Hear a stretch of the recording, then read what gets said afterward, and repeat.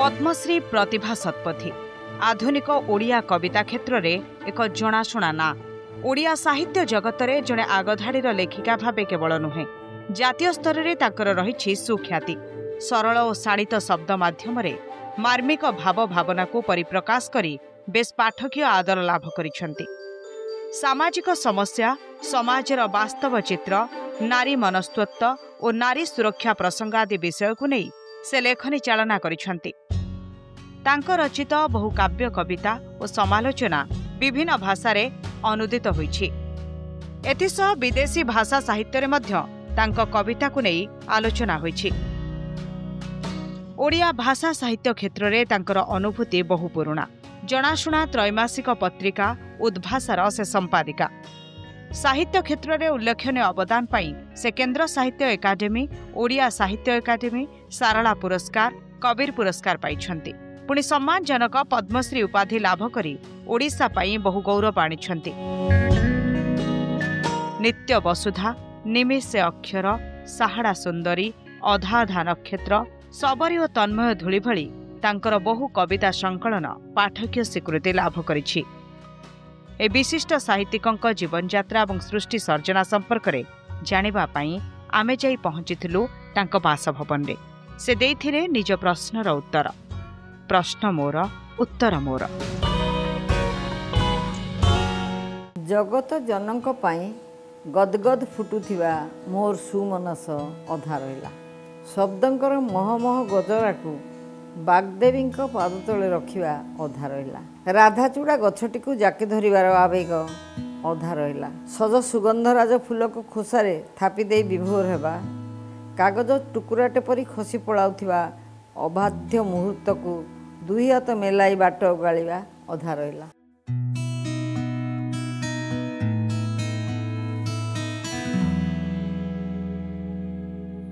मोर प्रिय पाठक माने, आपण मानकर मनरे थिबो प्रश्न जे मु लेखा केमिति आरंभ कली, मो मनर प्रेरणा केमिति आसिला। मोर प्रथम लेखा लेखी आरंभ तो मु ठीक चिन्हट कर पारनी, कहीं गाँ गहली जो यात्रा हुए सेठी जो गीत गान करा जाए मु ताकु टिके भी मन रखी थाए। द्वितीय तो मु प्रकृत रे जेतेबेले सप्तम श्रेणी पढ़ुली सेतेबेले रेडियो रू गोटे कविता टिपी देइथिली, बहुत भल कविताटे। एवं ताकु जाइकी स्कूल रे जेतेबेले देखैली, आमर गर्ल्स स्कूल थिला, आमर महिला टीचर थिले, मते जेतेबेले पचारिले तू लिखिछु, मु कहली हाँ मु लिखिछि, किंतु से हाँ भितर टिके भी संदेह थिला। मु भाबुथिली सेटा मोटे रेडियो रू टिपी देइछि, दी तीनटा धाड़ी रेडियो टिपिचे, बाकी मन किसी मुझे लिखी ताको डर रे कहलि। मु कहली नाई मुझा रेडियो टिपी देछि। से माने भारी पसंद कले। तापर आम स्कूल फंक्शन रे सेटा आमर जड़े संगीत शिक्षयित्री थिले, से ताको नाट्य रूप देले। मु नाचुथली भी पिला दिने, तेणु सेगुड़ा सब मु ठीक भाव रे कली। से ही हूँ मोर प्रथम कवितार मूलदुआ अंतत। तापर तो चली प्राय 60 वर्ष हम पिलादिन स्मृति बहुत किछि अछि, जहाँ मो संगे संगे एपर्यंत मध्य चली। एपर्यंत मध्य मोर पिलादिन परिवेश, मो पिलादिन सांगसाथी, मो पिलादिन धूलीघर, मोर सांगसाथीर मेल, आ मो पिलादिन जीवन धारा जोटा मु लिखिछि मोर आत्मकथा रे, मोर सेटा बहुत भाव रे एठी बिक्री है। ओडिशा रे खूब प्रसिद्धि लाभ करछि। से बईटार ना होछि शैशवरु संसार। सेटा एबे एई गत मासरे दिल्ली रे से तार हिंदी अनुवाद प्रकाश पाइछि। प्रलेख बेली गोटे प्रसिद्ध प्रकाशन ताक करिछि। सेथिरे सब पिलादिनर कथा ही बेसी भाव रे लिखा होछि। पिलादिनटा आमर से पिलादिनटा आमर ओडिशार से होछि मने करंतु 50 रु आसिला। सेमते मते से लगे जे सारा भारत रे प्रत्येक अंचल रे सबुठी एमती समयटा थिला। कहीं ना पाठ, अंधविश्वास, तापरे स्नेह श्रद्धा, आत्मिकता, जो स्नेह श्रद्धाटा आज भी मिलू ना प्राय से सब प्राय रही आउ सेगुड़िक केवल ओडिशार नुहे सेगुड़िक सब समग्र भारतर आंचलिक स्थान मानकरे ताहा ही थिला। कवितार पिलादिन तो प्राय सब बेले अच्छी आपण मोर जो कविता खोलिबे से हुए तो पिलादिन नथिबो किंतु पिलादिन किछि गोटे टच थिबो गोटे स्पर्श थिबो ता भितरे आ काहे ना पिलादिनटा मो भीतर बंची रही अनेक लेखक से बंची रही थाए से मो सेमती कहि पारनी जे केमिति रही केमिति रही मु कहि परिबिनी कवितार केमती कोन रहे जने कवि निजे ता कहि परिबनी कना से तो निजे जानि नथिबो जे कविता केबे हेले गोटे माने सज्ञान मनर परिप्रकाश नुहे ये सब बड़े निर्ज्ञान मनर परिप्रकाश से गोटे अंतरात्मार गोटे शब्द गोटे स्वर गोटे श्रुति सी ता भर को चली आसे केमिति कहीं कौन ता कहवाटा सहज नुहे ताकू जदि किए पढ़े ताकू जदि किए ग्रहण करेंगे हुए तो केमिति कहीं कौन से माने कहि पारिबे। मु जाइछि सबुआड़े जाइछि अमेरिका ठारू केवल साहित्य पाई कविता पाई सबुठी कविता पढ़ी कविता पाठ उत्सव की नोट आड्रेस देछि अमेरिका सब करछि किंतु ओडिशा मते जा देछि ओडिशा लोक माने मो जो श्रद्धा देइचंती मो कविता प्रति मो प्रति मु तार ऋण सुझी पारिबि नाही ता एते बेसी गरु जे से कौनसी प्राप्ति ता सहित तुलना हब नाही। मो कविता तो मूलरू टिके विषाद धर्मी थिला कहीं मो जीवनटा भी से भाई कटि तेणु मु विषादी कविता निजे निजे किछि लिखिछि ता परवर्ती समय मोर जीवन जेतेबेले मो जीवनटा सूक्ष्म भाव मो आगे छिड़ा हैला एवं मु अनेक कथा जेतेबेले मो मनर लुचेई लुचेई कहूथिली कहबाक चाहू नथिली पुणी एक समय आसला जे ना मु जदि कविता लिखुछि ताहले मते सत कथा कहबाक पड़िबो जहाँ सत्य जहाँ मो भीतर चली जहाँ मु अनुभव करुच्ची आपको कौन सी कारण मु लुचई पारि ना कि एपट सेपट कर लिखिपारि ना तेणु से बेले प्राय मत से होता 30 वर्ष खंडे बयस से मु बहु हृदय को उन्मुक्त कर कविता लिखी तापर मो कविता गुड़िक आदृत हबार मु विश्वास करे आ मोर आसी कविता भितर आसी मोर साहाड़ा सुंदरी आपण मैंने जानी गोटे लोक कथार कहानी गोटे साहाड़ा गछ भितर राजा झील लुचिकी रही सेमती थिला मोर तेणु मोर बाह्य अस्तित्व एवं अंत अस्तित्व को दुई भाग विभक्त मु करी जे साहाड़ा गछ जे लुचिकी रही सी हूँ प्रकृत सुंदरी एवं सी हूँ मोर कवितार उपजीव्य जहाँ लुचिकी रही किंतु बाहर जो देखा जाउची साहाड़ा गछ से मु नुहे कि मोर अस्तित्व नुहे तेणु मोर अस्तित्व अत्यंत सुंदर अत्यंत उज्जवल एवं अत्यंत साहसी मु जेतेबेले दिल्ली रे मोर गोटे बही उन्मोचन होता जहाँ केदारनाथ सिंह नामवर सिंह आमर एठू थिले जो जेपी दास एमाने समस्ते से प्रिजाइड करथिले एडे सुंदर भाव मो कविता को से माने ग्रहण करचंती एपरिक नामवर सिंह जे हिंदी छड़ा आ किछि पाठ्य धरंतिनी सी से कहते जे बंगला और हिंदी कविता ठार ओडिया कविता उन्नत से बहुत लोक थे बहु भाषा कई किंतु पदे हेले से कही ना जे ना यहाँ ठीक नुहे बोली आउ निजे तो कहले आमर केदारनाथ सिंह जे प्रतिभा नारी हृदय जमीती अंतर्वेदना पीड़ा और साहसिकता देखई कवितार ये साहसिकता एपरी नारीवाद को निष्प्रभ कर दौचे आ निजे जेपी दास तो से सी कहले जे प्रतिभा एते दृढ़ एवं दम्भ भाव शक्तिशालिनी भाव कवित्व को उपस्थापित करिपारिचंती जे आमर आमर ओडिशारू जनाना कंपार्टमेंट उठी जाइछि अर्थ जे से दिन जो महिला मल जो नारी जगत एमती सब विभाग कर नारी मान को अलग अलग दौले ता कवितार से सबू एसबू को डे जासबू को निषिद्ध कर कविता ही कविता दृढ़ हो स्थिति से सब लेखा भी बाहरी बही मोर ମୋତେ ଯଦି ପଚାରିବେ ମୁଁ ହୁଏତ ନିଜ କବିତା ବିଷୟରେ ବହୁତ କିଛି କହିବି, ବହୁତ କିଛି ମୁଁ ଲେଖିଛି ମଧ୍ୟ, କିନ୍ତୁ ମୋତେ ଯଦି ପଚାରିଦେବେ ଯେ କ'ଣ କବିତା ଭିତରେ ଆପଣ କହିଛନ୍ତି, ମୁଁ ସେତେବେଳେ ଟିକେ ମୁଁ କେମିତି ଅପ୍ରତିଭ ହୋଇଯାଏ। କ'ଣ ସତରେ ଲେଖିଛି? ମୁଁ ଲେଖିଛି ମଣିଷର ଦୁଃଖ ଲେଖିଛି, ନାରୀର ଦୁଃଖ ଲେଖିଛି ଏବଂ ଶିଶୁଙ୍କର ସବୁ ଦେଖିଛି ତାଙ୍କର ହୀନାବସ୍ଥା, ଉନ୍ନତ ମଧ୍ୟ ଯେଉଁମାନେ ତାଙ୍କୁ ବି ଲେଖିଛି। ଯିଏ ପଢ଼ିବେ, ଯିଏ ଆଲୋଚନା କରିବେ ସେ କରନ୍ତି ଏବଂ ଓଡ଼ିଶା ଯେ ମୋତେ ବହୁତ କିଛି ଆଦର ସମ୍ବର୍ଦ୍ଧନା ଦେଇଛି, ମୁଁ ତା ନତମସ୍ତକରେ ଗ୍ରହଣ କରିଛି। ଯେଉଁଟା ଏକଦା ପ୍ରବଳ ଥିଲା ଆମର ଯେତେବେଳେ ସ୍ୱାଧୀନତା ସଂଗ୍ରାମ ଥିଲା, କାହିଁକି ନା ସେତେବେଳେ ଯେଉଁ ଯୁଦ୍ଧ ହେଲା ସେଥିପାଇଁ ତ ଆମେ ସ୍ୱାଧୀନ ହେଲେ। ସେ ସାମାଜିକ ପ୍ରତିବଦ୍ଧତା ସେତେବେଳେ ପ୍ରବଳ ଥିଲା ଏବଂ ସେଇଟା ଆବଶ୍ୟକତା ଥିଲା। କିନ୍ତୁ ସବୁବେଳେ ସାମାଜିକ ପ୍ରତିବଦ୍ଧତାକୁ ଯଦି ଗୁରୁତ୍ୱ ଦେବ, କବିତାର କଳାତ୍ମକତା ନିଶ୍ଚୟ ହ୍ରାସ ପାଇବ। କାହିଁକିନା ତୁମ ନିର୍ଦ୍ଦିଷ୍ଟ ଉଦ୍ଦେଶ୍ୟ ଥିବ ଯେ ଏଇଟାକୁ ମୁଁ କବିତାରେ ଲେଖିବି, ସେଥିରେ କବିତାର କଳାତ୍ମକତା ହ୍ରାସ ପାଏ। କିନ୍ତୁ ଜଣେ ଜଣେ ବି କବି ଅଛନ୍ତି ଯିଏକି ତାଙ୍କର ସାହିତ୍ୟିକ ପ୍ରତିବଦ୍ଧତା ସହିତ ମଧ୍ୟ କଳାତ୍ମକତାକୁ ବଜାୟ ରଖନ୍ତି। ତାଙ୍କ ସଂଖ୍ୟା କମ୍ କିନ୍ତୁ ଅଛନ୍ତି। ପ୍ରେରଣା ଆଉ କେଉଁଠୁ ପାଇଲି? ମୁଁ ତ ପିଲାଦିନ ମୋର କୋରାପୁଟରେ ଯେଉଁ ମାଳ, ମୋର ସତ୍ୟ ମହାପୁରରେ ଯେଉଁ ପରିବେଶ, ଆଉ ଏଇସବୁ ଭିତରେ କେଉଁଠି କେମିତି ପ୍ରେରଣା ଚାଲି ଆସିଛି। ମୁଁ ପ୍ରେରଣାକୁ ଏମିତି ସଠିକ୍ ଭାବରେ ତ ନିର୍ଣ୍ଣୟ କରିପାରିବିନି, ତେବେ ସେଇଥିରୁ ମୋର ଗୋଟେ ମୋ ଅନ୍ତରାତ୍ମା ଉଦ୍ବୁଦ୍ଧ ହେଇଛି ଏବଂ ମୁଁ କିଛି କହିବା ପାଇଁ ଚେଷ୍ଟା କରିଛି।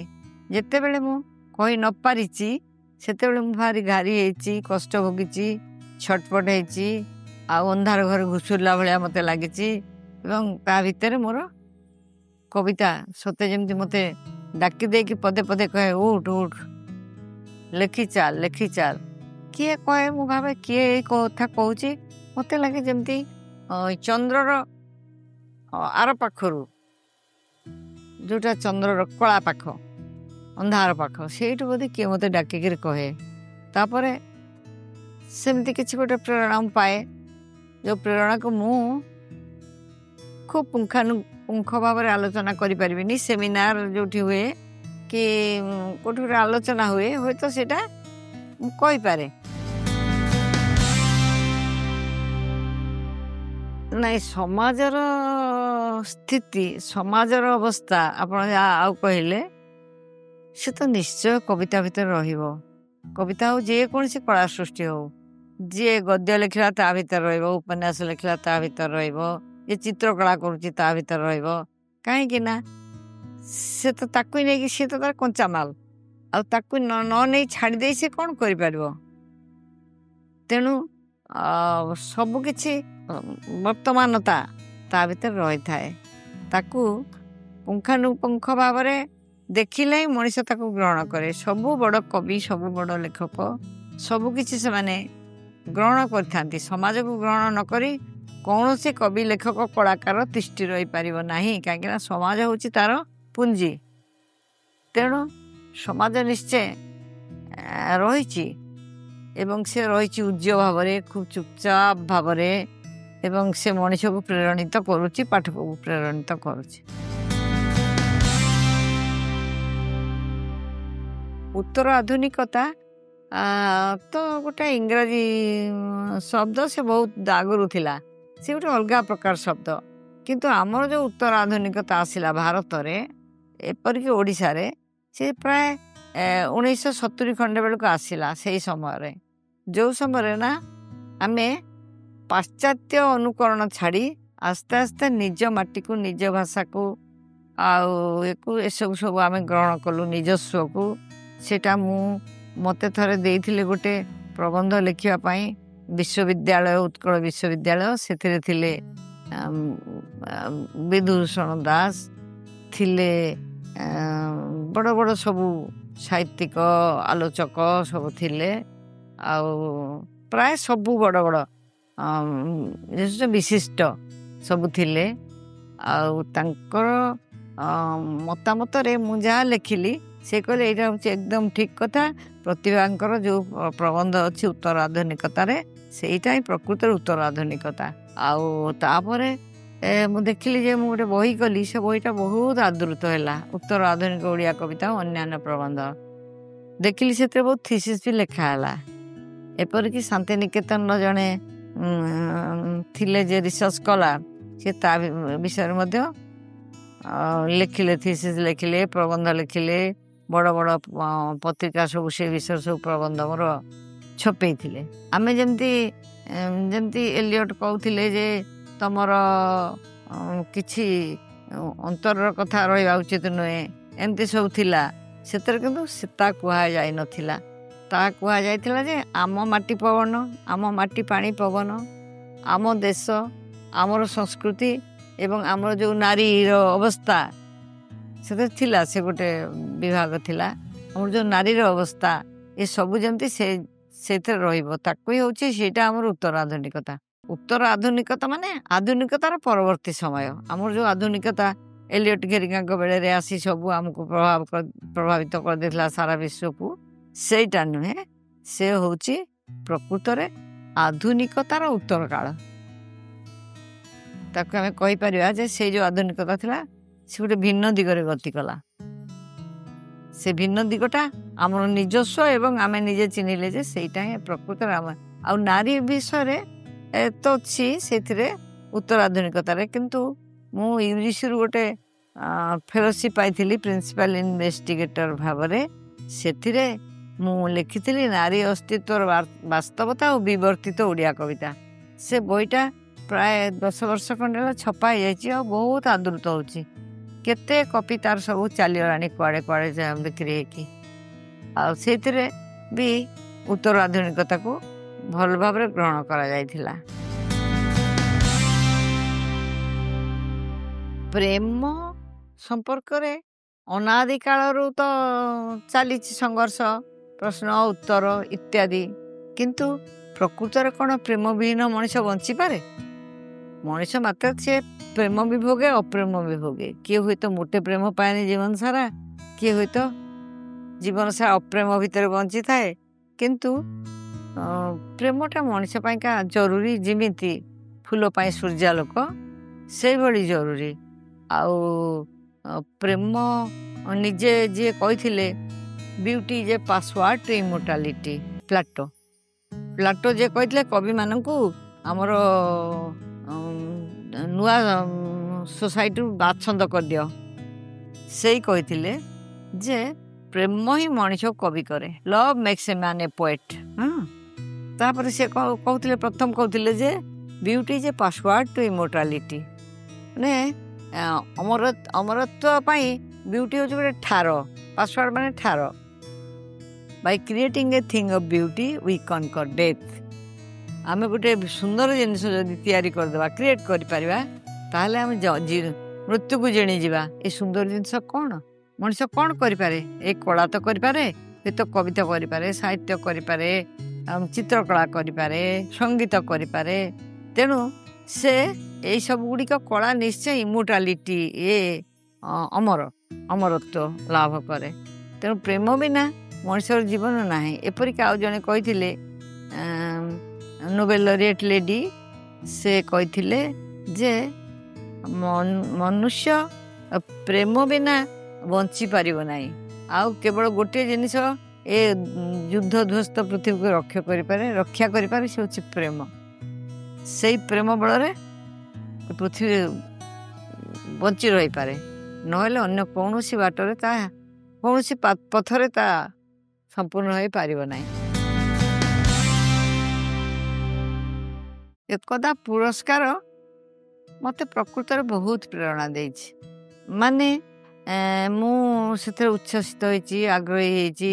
ଆଉ ବହୁତ ପିଲାଦିନୁ ବି ଏଇ ପୁରସ୍କାର ଗୁଡ଼ା ପାଇଯାଇଛି। ଛୋଟ ଛୋଟ ପୁରସ୍କାର, ବଡ଼ ପୁରସ୍କାର, ଯାହା ବି ଆମେ ଭାବୁଛେ, ଯାହା ଆମେ କହୁଛେ ଆମ ଓଡ଼ିଶା ମାଟିରେ, ଭାରତ ମାଟିରେ, ସେଗୁଡ଼ାକ ମୁଁ ପାଇଛି। ତା ନିଶ୍ଚୟ ଭାବରେ କଳାକାରକୁ ଉତ୍ସାହିତ କରେ। ସେ କଥା ମନା କରିହେବ ନାହିଁ। କିଏ କହିପାରେ ପୁରସ୍କାର ମୁଁ କି ଯାଏ ଆସେ ନାହିଁ, ହେଇପାରେ। ସେ ହୁଏତ ପୁରସ୍କାରକୁ ଗୁରୁତ୍ୱ ନ ଦେଇପାରିଥାଏ, କିନ୍ତୁ ମନ ଭିତରେ ନିଶ୍ଚୟ ଥିବ ଯେ ପୁରସ୍କାରଟା ହେଲେ ସେ ଉତ୍ସାହିତ ହେବ। ଯାହା କରୁଛି ତା କରିବା ପାଇଁ ତାର ଆତ୍ମବଳ ବଢ଼ିବ। ମାନସିକତା ଦୃଢ଼ ହେବ। ତେଣୁ ପୁରସ୍କାର ନିଶ୍ଚୟ କଳାକାର ପାଇଁ ଆନନ୍ଦଦାୟକ। ହଁ, ମୋର ତ ସମୟ ଆଉ ବେଶୀ ନାହିଁ କ'ଣ ଗୋଟେ କରିବା ପାଇଁ ନୂଆ ଯୋଜନା, କିନ୍ତୁ ମୋର କିଛି ଭଲ କବିତା ଲେଖିବାକୁ ଇଚ୍ଛା ଅଛି ଏବଂ ମୁଁ ନିଜେ ଦେଖୁଛି ଯେ ବର୍ଷେ ଖଣ୍ଡେ ହେଲାଣି ଯେଉଁ କବିତା ମୋର ଛପା ହେଉଛି ଲୋକ ଏତେ ଉଚ୍ଛ୍ୱସିତ ଭାବରେ ପ୍ରଶଂସା କରୁଛନ୍ତି, ମୋତେ ଆଶ୍ଚର୍ଯ୍ୟ ଲାଗୁଛି। ମୁଁ ସତରେ କ'ଣ ବଦଳିଗଲା କି? କବିତା ଯେମିତି ଲେଖିଥିଲି କ'ଣ ତା ଢାଞ୍ଚାଟା ବଦଳିଗଲା? ଅବଶ୍ୟ ଟାଇମ୍ ଟୁ ଟାଇମ୍ ସମୟକ୍ରମେ ରଚନାର ଆତ୍ମିକତା ପରିବର୍ତ୍ତିତ ହେଇଯାଏ, ସେଇଟା ସତ। ଆଉ ମୁଁ ତ ସବୁବେଳେ ଭାବେ ଗୋଟେ ଖୁବ୍ ଭଲ କବିତା ଲେଖନ୍ତି, କିନ୍ତୁ ଖୁବ୍ ଭଲ କ'ଣ ମୁଁ ତା ଜାଣିନାହିଁ। ସତ କଥା, ମୋର ମନରେ ଯେତେବେଳେ ଯେଉଁଟା ଖୁବ୍ ଦ୍ୱନ୍ଦ୍ୱ ଆସେ, ମନେ କରନ୍ତୁ ଏଇଲେ ଯେମିତି ଭୟଙ୍କର ଯୁଦ୍ଧ ଆସୁଛି, ସେଇଟା ମୋ ଭିତରକୁ ଖିନଭିନ କରିଦେଉଛି। ତା ଭିତରୁ ଯେଉଁଟା ସ୍ୱର ବାହାରୁଛି ସେଟା ଡାଇରେକ୍ଟ ହେଇ ନପାରେ, ସିଧାସଳଖ ନ ହେଇପାରେ, ତା ଟିକେ କଳାତ୍ମକ ଭାବରେ ଥାଇପାରେ ଲୁଚିକିରି, କିନ୍ତୁ ସେଇଟା ହିଁ ମୋତେ ଅନୁପ୍ରେରିତ କରୁଛି। କିନ୍ତୁ କେତେ ମୁଁ କରିପାରିବି ମୁଁ କହିପାରୁନି।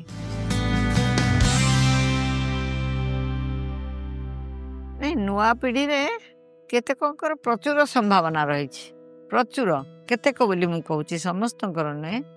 ଆଉ ଅନେକ ବି ଆଜିକାଲି ନାନା ପ୍ରକାର କରି ଯେଉଁ ବହି ସବୁ ଛପଉଛନ୍ତି ସେଇଥିରେ ମଧ୍ୟ ଟିକେ କଳାତ୍ମକତା କମୁଛି।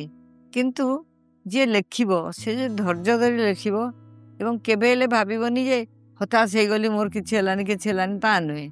କାରଣ ଏଥିରେ ଗୋଟେ କିଛି ସାଫଲ୍ୟ ନିକଟକୁ ସର୍ଟକଟ୍ ବାଟ ନାହିଁ। ସେ ହୁଏତ ସେଥିପାଇଁ କବି ନିଜେ ଅହଙ୍କାର ଛାଡ଼ିବ, ମୁଁ ଭାରି ଭଲ ଲେଖିଲି ବୋଲି ଭାବିବ ନାହିଁ ଏବଂ ଏଥିପାଇଁକା ସେ ତାକୁ ପରିଶ୍ରମ କରିବାକୁ ପଡ଼ିବ। ମାନସିକ ସ୍ତରରେ ତ ନିଶ୍ଚୟ କରିବାକୁ ପଡ଼ିବ, ଚେତନା ସ୍ତରରେ ନିଶ୍ଚୟ କରିବାକୁ ପଡ଼ିବ। ଆଉ ସେଥିପାଇଁ ଯଦି ଧୈର୍ଯ୍ୟ ନ ରହିବ ତାହେଲେ ଯିଏ ଲେଖୁଛି ତାର ବିଶେଷ କିଛି ସଫଳତା ଆସିବନି, ସେ ପାଇପାରିବନି। ମୋର ଏଇଆ ବିଶ୍ୱାସ। ସାହିତ୍ୟ ବା କଳା ସହିତ କଳା ଏବଂ କଳାକାର ଏକତ୍ରିତ ହେବେ, ଯୋଡ଼ି ହେଇ ରହିବେ। ନିଶ୍ଚୟ ଗୋଟେ ଯୋଗସୂତ୍ର ଥିବ ଯେ ପ୍ରକୃତ ମାନେ ଶୁଦ୍ଧ କବି, ସତ୍ କବି ଏବଂ କବିତା। ସେହିପରି ଯେଉଁ କଳାକାର, ସତ୍ କଳାକାର ଏବଂ କଳା, ଆ ଭିତରେ ସେମିତି ଗୋଟେ ଅନ୍ତର୍ନିହିତ ଯୋଗସୂତ୍ର ଥାଏ, ସେ ନିଶ୍ଚୟ ରହିବ। ଯେଉଁ ବାଟରେ ହଉ, ଯେଉଁ ପ୍ରକାରେ ବୁଝି ହଉ, ତା ରହେ। ଆଜିକାଲିକାର କବିମାନେ ଭଲ ଲେଖୁଛନ୍ତି, ତା ଭିତରେ କେହି ବି ନ ଲେଖି ମଧ୍ୟ ଆସ୍ଫାଳନ କରୁଛନ୍ତି। ଏ ଆସ୍ଫାଳନଟା ଆଦୌ ସ୍ମରଣୀୟ ନୁହେଁ। ହଁ, ମୃତ୍ୟୁ ଚେତନା, ମୃତ୍ୟୁଟା ତ ବେଳେବେଳେ ଭାରି ଆଚ୍ଛନ୍ନ କରୁଥିଲା, ଏବେ ଆଉ କରୁନି, କିନ୍ତୁ ଆଗରୁ ଆଚ୍ଛନ୍ନ କରୁଥିଲା। ମୋ କବିତାର ମୃତ୍ୟୁ ଚେତନା କେତେ ଗୁଡ଼ିଏ କବିତାରେ ଅଛି। ଗୋଟେ ସବା ସାନ ପୁଅ ବୋଲି ଥିଲା କବିତା, ତାକୁ କେତେ ଲୋକ ଅଲଗା ପ୍ରକାର ଇଏ କଲେ, ତାଙ୍କର ପୁଅ ନାହିଁ, ତେଣୁ ସେ ଲେଖିଛନ୍ତି, ଏ କରିଛନ୍ତି, ଏମିତି କରିକି ମଧ୍ୟ ମାନେ ବହି ସବୁ ବାହାରିଗଲା। ମାନେ ବହିରେ ତ କୌଣସି ଗୁଣ ନଥାଏ, କେବଳ ଯିଏ ଲେଖେ ସେ ଭ୍ରଷ୍ଟ କରିବାକୁ ଛାତ୍ରମାନଙ୍କୁ, ଛାତ୍ରୀମାନଙ୍କୁ ଲେଖେ। ତାକୁ ଯେତେବେଳେ ରହିଲା ଟିଚର ମାନେ ସବୁ ପଢ଼େଇଲେ, ମୁଁ ଏଇଟା କାହିଁ ରଖିଲେ, ଏଇଟା କ'ଣ ସେମାନେ ବୁଝିପାରିବେନି, ତାକୁ ବିକଳ ଚିତ୍ର ଦେବେ। ମହାପାତ୍ର ନୀଳମଣି ସାହୁ ଥରେ ତାଙ୍କ ଟ୍ୟୁଟୋରିଆଲ କ୍ଲାସରେ କହିଲେ ଯେ ଦେଖ, ଏଇଟା ହେଉଛି ମୃତ୍ୟୁ ଚେତନାର କବିତା। ଏଇଟା ପୁଅ ନାହିଁ, ପୁଅ ପାଇଁ ଛଟପଟ ନୁହେଁ, ପୁଅ ହେଉଛି ଗୋଟେ ସାଫଲ୍ୟ ଜୀବନର, ମାନେ ମଣିଷର ଶରୀର ପାଇଁ କ'ଣ ଶ୍ରେଷ୍ଠ, ନିଶ୍ଚୟ ମୃତ୍ୟୁ। ସେତେବେଳେ ମୋର ଅଳ୍ପ ବୟସ ଥିଲା, ମୁଁ ମୃତ୍ୟୁ କଥାକୁ ଏତେ ବେଶୀ ନିବିଡ଼ ଭାବରେ ଭାବୁନଥିଲି, ବା ବର୍ତ୍ତମାନ ଯେମିତି ଉଦାର ଭାବରେ ମୃତ୍ୟୁ ପାଖରେ ମୁଁ ଚାଲିଯିବି ବୋଲି ନିଶ୍ଚିତ ହୋଇଛି, ତା ନଥିଲା। କିନ୍ତୁ ମୁଁ ସେଥିରେ ଲେଖିଥିଲି ଯେ ଏ ଶରୀର ଉପରକୁ ବାର ଖୁସିରେ ସମସ୍ତେ ଆସିଯିବେ, ସ୍ୱର୍ଗରୁ ଓହ୍ଲେଇ ଆସିବେ, ସ୍ୱର୍ଗରୁ ଆସି ମାଟିକୁ ଚାଲି ଆସିବେ। ଯେମିତି ମଣିଷର ଦେହ, ମଣିଷର ଆତ୍ମା ସ୍ୱର୍ଗରୁ ଶରୀର ଉପରକୁ ଚାଲି ଆସୁଛି ଏବଂ ସେ ଶରୀରର ଶେଷ ହେଉଛି ଯେତେବେଳେ ଆସିଯିବ ମୃତ୍ୟୁ, ସେ ଶରୀର ଧ୍ୱଂସ ହେଇଯିବ। ଏଇଭଳି ଗୋଟେ ଆଲୋଚନା, ମାନେ ବିଚାରକୁ ନେଇ ମୁଁ ଲେଖିଥିଲି, ଗୋଟେ ଅନୁଭବକୁ ନେଇ। ସେଇଟା ଆଦୃତ ହେଲା, କିନ୍ତୁ ତାକୁ पाठ्य पुस्तक रहीकि से बरं तार निजस्व हरैला जदिवा बहुत लोक जानिले भल कहले किंतु ता भितर सेटा जे गोटे मृत्यु को लिखाई मृत्यु विषय लिखाई जे शरीर शेष परिणति आ कौन मृत्यु से लिखाई तापर मृत्यु चेतना भी तो सत्य जो माने कलाकार सी तो मृत्यु सहित तो बेसी भाव में पाखापाखि हो जाती जदिओ से मृत्यु को टपी जावाई सक्षम। यही कथाटा केते थर केते टीवी रे कही समस्ते आपको ग्रहण करते प्रश्न करते मुझे जाकि बलांगीर गोटे कविता पाठ उत्सव पढ़िली प्रमोद महांती कवि थे से कांदी पकेले से दिने मु रेवेन्सा कॉलेज चाउलियागंज गोटे रिक्सा फेरुली मोर गोटे घरे छोट पिला थिला मु गला बेले देखिली रास्ता कड़े गोटे भिकारुणी मरी पड़ी आ गोटे छोटिया छुआ गोटे खली पत्र कि कौन रे मेच थुआ खावा बस अल्प किसी लोक था बोधे से सद्य घटना होता है मु आसिली मु कौन करी किसी पारे 5:30 है आ लोक मैंने अच्छा माने निश्चय भिकारुणी किसी गोटे करेंगे अनाथ आश्रम को पठे पिलाटा को कि कौन कितु मतलब राति घर को आसिली रात सारा मुझे पारि ना रे मु भी तो गोटे शिक्षिता मु भी किसी तो पैसा भी खर्च करी सामर्थ्य मोर अच्छी मु कहीं से रहीकि से भिकारुणी तो सी तो गला गला बाकी जो शिशुटी अच्छी तार कौन सी अनाथ आश्रम तार जमती तार किसी व्यवस्था करें ना अवश्य सेतेबेले सेठी आउ किसी लोक भी जमी गले से माने करिथिबे किंतु मु करि पारलिनी बोली मु सारा राति सोई पारलिनी एवं मते भारी दोषी दोषी लागिला मु कहली जे मोर भी एठी किछि करिवार थिला से करिवार थिला जोटा मोर जीवन सारा विभिन्न समय आछि विभिन्न जगह आछि एटा करथांदे काई करि पारलिनी एटा ए मानविक संवेदना मोर आसी से अधिकांश समय किंतु मुहे तो कोठी किछि करि पारिछि कोठी करि पारि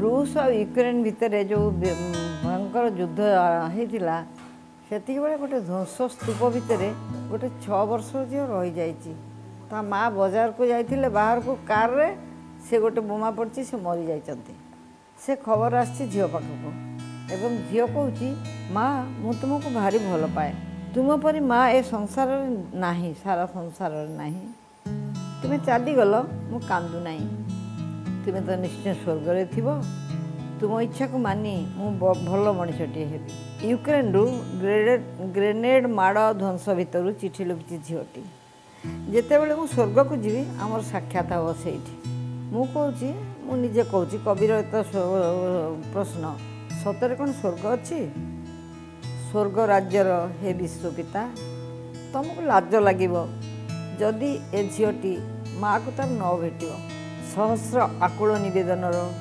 लुहर कोहर ग्रहिता तुम्हें कौन सतरे बुझ सारा पृथ्वी ध्वंस पथरे आगुसार हेबार।